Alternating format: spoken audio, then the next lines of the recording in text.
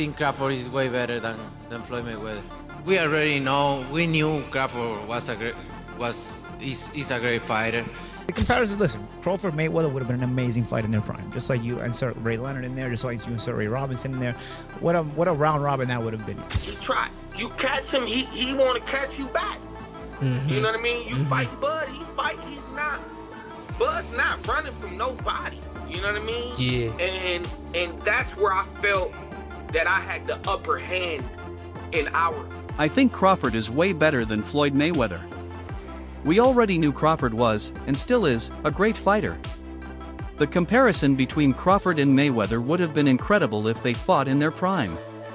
Just like inserting Ray Leonard or Ray Robinson into that mix, it would have been a legendary round robin.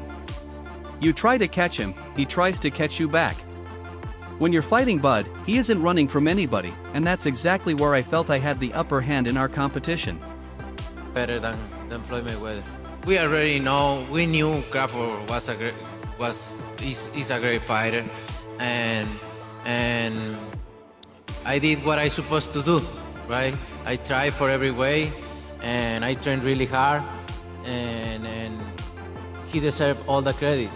No, I tried my best tonight, and I just cannot figure out the style. Was it something specific, the movement or the speed or power, or what? Was there something you could put your finger on that gave you the most trouble? Everything. Okay. He have everything. You know what? Sometimes you try and your body cannot go, right? That's my frustration. Maybe I can figure out Crawford, but my body cannot go anymore. So I try it, but my body just not let me go. And you need to accept it. That's it. He's a great fighter. He's a good fighter. He know how to move and everything. I think Crawford is way better than Floyd Mayweather. We already knew Crawford was, and is, a great fighter, and I did what I was supposed to do. I tried every way possible, I trained really hard, and he deserves all the credit. I tried my best tonight, but I just couldn't figure out his style. Was it the movement, his speed, or his power? Everything gave me trouble. Sometimes your body just can't respond the way you want. That was my frustration. Maybe I couldn't figure out Crawford, or maybe my body just wouldn't go anymore. He's a great fighter, he knows how to move, and he does everything right. Heard that, what I think is, when Floyd beat me, I was 23, I wasn't polished. When Bud beat me, I was the man. I was the man. And he beat me fair and square. He beat me at my game and he beat me at his game. That's why Canelo said it. Do I believe that? It's tough to believe. We're not gonna ever see Bud versus Floyd. And it's crazy. It's crazy because I would love to see that fight, but I know we're not gonna see it. But I can only take Canelo's word because he's the man that's been in the ring with both of them. But I understand why he said it. I was a kid when I fought Floyd. He wasn't a kid literally, but he was young. He was young. There was a lot he didn't know. There was a lot he didn't understand about boxing that he later on learned and got better. But Bud beat the better version of me, even though it's the ran down version. I'm saying that because it is some wear and tear there with Canelo. I've been saying it the whole time. When a guy got almost 70 fights in current time, with all those big camps he's been doing and all that, trust me, it's some wear and tear there. I'm not making excuses for Canelo. I'm just saying. I do give Bud his credit though for beating Canelo, and Canelo understands I am a better fighter today than I was back then. But that's hard to say because Floyd, you know what I'm saying? I feel like Bud took maybe 20% of what Floyd did and added that to his repertoire for this fight. So that's why I'm saying it's tough to say that. When Floyd beat me, I was only 23. I wasn't polished yet. When Bud beat me, I was already the man, and he beat me fair and square, both at my game and his. That's why Canelo said what he said. Do I believe it? It's tough because we'll never see Bud versus Floyd, and that's crazy since I'd love to watch that fight. I can only take Canelo's word since he fought both. I was a kid when I fought Floyd, not literally, but young and inexperienced. Bud, however, beat the better version of me, even with some wear and tear. With nearly 70 fights and tough training camps, my body took damage. I'm not making excuses for Canelo, but Bud deserves credit. I think Bud took maybe 20% of Floyd's style and added it to his own. That's why it's hard to say. It's like you're watching, like, wow, towards the end, towards the final rounds, really started getting comfortable and really started putting it on him. I'm like, this is amazing. You know, one of those rare, like, that's history, obviously, right? Watching somebody do, you shouldn't be able to do that. You shouldn't be able to fight at that weight for the first time ever. Against one of the greatest, greatest of all time, fucking, and do what you did. It is beyond, like, my favorite, an outlier. You're beyond an outlier. You're an anomaly. Yeah, something special. And something really special. I believe he's 37. Yeah, one of those where you shouldn't be able to do that by any account. By any account. 37, my body was so wrecked. I'm like, fuck you. You know, I could barely go bowling. Watching towards the final rounds, he started to really get comfortable and turned it on. It was amazing, truly history. You shouldn't be able to fight at that weight for the first time against one of the greatest of all time and perform like that. He's beyond an outlier, he's an anomaly. Something truly special. At 37, you shouldn't be able to do that. By that age, my body was wrecked. I could barely even go bowling, let alone perform at that level.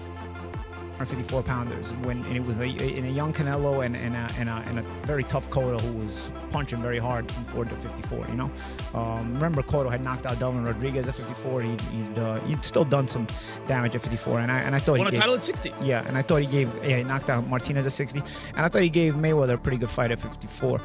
I don't know. I can't say I disagree or agree. I just think that Mayweather, because it's so far away, so long ago, you know, and people sort of start to underestimate the things he did. You know, people talk about Canelo takes his repertoire from the Mayweather repertoire. No, he doesn't. Mayweather fought ex-champions. This guy's fighting guys who will never even smell, may never smell a belt in their life, and he was fighting them. So. You know, Mayweather, even if you're saying, oh, he didn't fight the very best, he still fought champions and ex-champions, even at 47, even at 54. There were tough 154-pounders back then, including a young Canelo and a very strong Cotto, who carried real power from 140 to 154. Remember, Cotto knocked out Delvin Rodriguez and won a title at 160, even knocking out Martinez. He gave Mayweather a good fight at 154. I can't say I disagree or agree about the comparisons, but I think Mayweather gets underestimated because it was so long ago. People say Canelo takes from Mayweather's style, but that's not true. Mayweather fought champions and ex-champions, while some guys today are fighting opponents who'll never even sniff a belt. Even when people claim Floyd didn't fight the very best, he still faced champions, even at 147 and 154. Oh, absolutely. But Terence Crawford will whoop his ass. He would beat Floyd Mayweather. I'm telling you right now, he will beat Floyd Mayweather too. He will beat him too. He got everything it takes to beat Floyd. Floyd struggled in the first half against Zab Judah. Zab Judah, a damn terrific fighter. Terrific fighter, but he ain't no damn Terence Crawford. Especially from the southpaw position. Floyd didn't like fighting southpaw. Floyd reached with that right hand. You think he's gonna reach against one of the best back foot counterpunchers in the game? He gonna reach with that right hand against Crawford? He gonna get slept reaching with that back hand, the way he reaches with that. That level change back hand he throws too? No, man, that pull jab he does too, that ain't gonna work. That is not gonna work. Floyd got a 72-inch reach. Yeah, he had quickness, fast reflexes. However, Crawford got all of that too. He got all of that too. And he got a 75-inch reach. Great counter puncher. Can concentrate all night. Can put pressure on Floyd. He can even invite Floyd in. Yep, I noticed. Floyd starts to, Floyd's not having success. He started to step on the gas. That's what he do. And he gonna run into problems with Crawford because Crawford hits harder than him. Mayweather is a GOAT, no doubt. but Terence Crawford would beat him. I'm telling you, he has everything it takes. Floyd struggled early against Zab Judah, who was terrific but nowhere near Crawford, especially from the southpaw stance. Floyd never liked fighting southpaws. He often reached with his right hand, try that against Crawford and he'd get countered. That pull jab wouldn't work either. Floyd had a 72-inch reach, but Crawford has 75, along with the same quickness and reflexes. He's an excellent counterpuncher, can stay focused all night, apply pressure, or even invite Floyd in. When Floyd steps on the gas under pressure, he'd run into real problems because Crawford hits harder. Let's see Bivol, Bud, next, since Bud's so strong. That's what I said. Why are you talking about 54? None of them dudes gonna get you up. If you truly beat Canelo, why not be the greatest fighter in the existence of boxing? Like, Bivol is the only dude to beat 2 undisputed active champions. Like, he beat Canelo as an undisputed champion, and he beat Better Beef as an undisputed champion. Bivol, historically, might go down as one of the greatest to ever do it. If you beat Bivol and you beat Canelo, I mean, Crawford might have surpassed TBE in Floyd. Floyd has never beaten someone as accomplished as Bivol. And forget about accomplishments like perceived threat. Who's Bivol on Floyd's resume? If Bud is that strong, then let's see him against Bivol next. Why stop at 154? If you truly beat Canelo, why not push for greatness? Bivol is the only one who has beaten 2 undisputed champions in their prime, Canelo and Better Biv. Historically, Bivol might be one of the greatest ever. If Crawford beats both Bivol and Canelo, he might surpass Floyd as TBE. Floyd never beat anyone as accomplished as Bivol, and in terms of perceived threat, Bivol doesn't even exist on Floyd's resume. And Terence Crawford and his team stated that if he does stay in the sport of boxing and he does move down, he's not going to drop down below 160. And so it's being reported that Terence Crawford wants to become a 6th division champion. And a guy that he had his sights set on is now calling him out aggressively and daring him to come down and fight him. And that's Janibek, who is seen to be the best 160-pounder in the world. And he's the unified IBF and WBO 160 middleweight world champion. The middleweight division, 160, is a glamour division. There's the top 3 glamour divisions in the sport of boxing is welterweight, 147. Terence Crawford knocked out every opponent he faced at welterweight and became undisputed there. Terence Crawford and his team made it clear that if he stays in boxing, he won't go below 160. Reports say he wants to become a 6th division champion, and one of the men calling him out is Janibek, the unified IBF and WBO middleweight world champion, considered the best at 160. The middleweight division is one of boxing's glamour divisions, alongside welterweight and heavyweight. Crawford knocked out every opponent at welterweight and became undisputed there. Now he has his eyes set on middleweight. He faced at welterweight and became undisputed there. The next glamour division is middleweight, 160. That Marvin Hagler, made famous. Many middleweights. Sugar Ray Robinson. It's a glamour division. Right, Sugar Ray Leonard moved up there, Tommy Hearns, that's a glamour division.